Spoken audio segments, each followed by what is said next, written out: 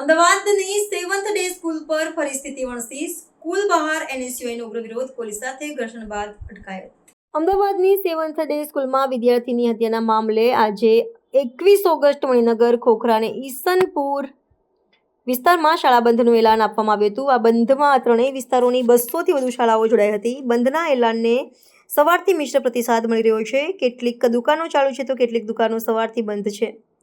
Sindhi market સંપૂર્ણપણે બંધ છે. ઘટનાની ગંભીરતાને ધ્યાનમાં રાખીને સમગ્ર વિસ્તારમાં ચુસ્ત પોલીસ બંદોબસ્ત ગોઠવી દેવામાં આવ્યો છે.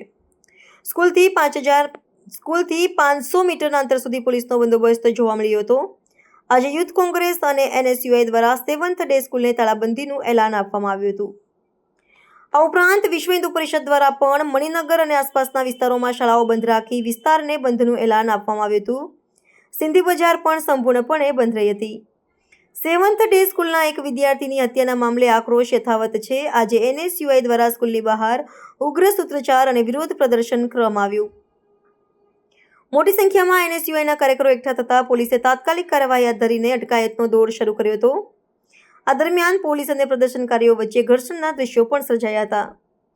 આ વિરોધ પ્રદર્શનમાં મોટી સંખ્યામાં વિદ્યાર્થીઓ પ્લેકાર્ડ લઈને પહોંચ્યા હતા. તેમણે સ્કૂલ વિસ્તારમાં ગુંડાગર્દી ચાલતી હોવાનો ગંભીર આક્ષેપ કર્યો હતો. વિદ્યાર્થીઓએ તેમના વિરોધને વ્યક્ત કરવા માટે ખાસ પોશાક પહેર્યો હતો, જેમાં વિદ્યાર્થીઓ કાળા કપડાં પહેરીને પહોંચ્યા હતા, જ્યારે વિદ્યાર્થીઓ સફેદ કપડાં પહેરીને આવ્યા હતા.